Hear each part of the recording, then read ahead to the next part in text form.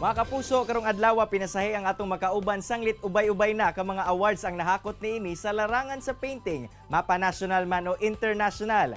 Atong sayron ang mga obra ug mga mensahe likod sa mga paintings, drawing ug artworks ni Emmanuel Mulawani II dinhi sa Cagayan de Oro City.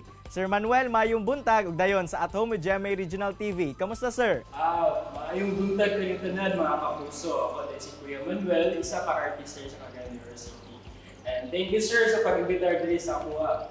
Sir Manuel, unang-una, unsa ba nga klase sa art ang imuhang ginahimo? Klase siya, sir. Ako yung mga arts, sample, kanyang mga mural paintings, portraits, o kanyang mga commission paintings po. And ga-design po to, sir, o kanyang costumes. So, all around. Sir, paunsa ka ba nahilig sa poster making, painting ug maingon nato sa pagdrawing? Sa una pala, kindergarten pa ako, mapansin na sa ako mama na ako'y potential. Actually, kabandal-bandal ko sa balay exam sa dingding. Tapos, after ato, pagka grade 1 na ako, nakita sa akong teacher na ako'y potential. So, ipa-join ko yung mga poster making contest. So, from then on, dito na din nagsugod ako ang journey as an artist. Sa imong tan-aw, sir, kinsa ang labing nakahatag kanimo og inspirasyon nga i-improve kini nga talento nimo? Actually, kung papakit sa ka-painter si Emmanuel Mulawani, during 70s or 80s, isa siya sa painter. Dito ko mas naingan, wow, I want to be like my dad, as an artist. Then from then on, wala man dyan ko nag-active formal training for arts, but na siya prevented tutor sa kuha, nag-guide lang. And then from then on, dito ko nag-start din. Mas mag-hilig pa, mas mag-explore pa sa akong capacity. Still, siya yung pinaka-painter sa Bata. Sukad bata pa ka, sir, hantod karon ubay-ubay na ang imuhang mga giapilan nga kompetisyon sa mga ing-ani nga aktibidad. Paunsa ba ka nagapangandam? Sa mga competitions, pinaka-basic siguro is mag-tanaw sa guidelines. Guidelines yung mechanics na ihatag sa competition. Kaya nagtuman magbase kung sa ko angay buhaton or sa angay i-design. So, pinaka-basic, read the guidelines and mechanics ng mga competitions. And after that, I'll do my own research. Depende po in sa company or in sa government agency or in sa klase ng contest. And from then on, ito na po okay, this is the things that I want to prepare. These are the things na kailangan design. Something like that. So, after knowing the guidance and mechanics, I do the research, and then after dito na din, implementation. Either painting, or designing, or anything. Unsa-unsa na sab nga mga kompetisyon ang imuhang mga naapilan? Kumusta sab ang experience gikan niini?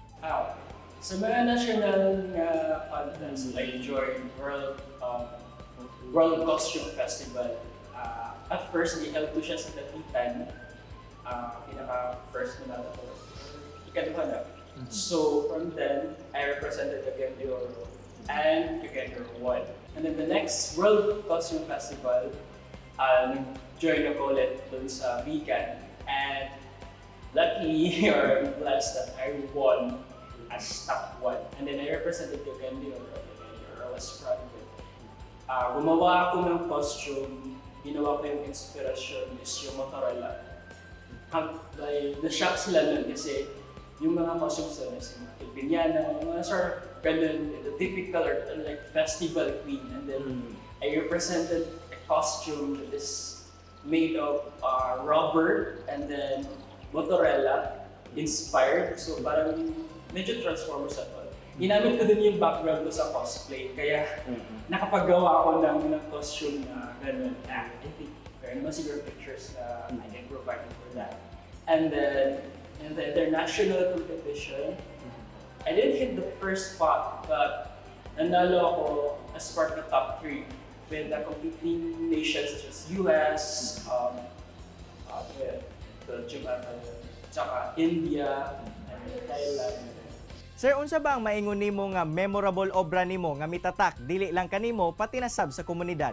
Actually, ako ang mga paintings and my artworks. Klase-klase siya. There's not really a definitive what yung klase niya and all. But in every artworks that I make, it's something that I want the country to be proud of. I want the city to be proud of. And also for myself. Klase siya. From my artworks to game competitions, representing the country is an honor for me. Daghang kayong salamat Sir Manuel sa imong oras ug higayon nga gihatag sa At Home with GMA Regional TV and more success sa imong mga future endeavors, sir. Thank you, Kagay, sir. Sorry for having me. Kini ang At Home with GMA Regional TV.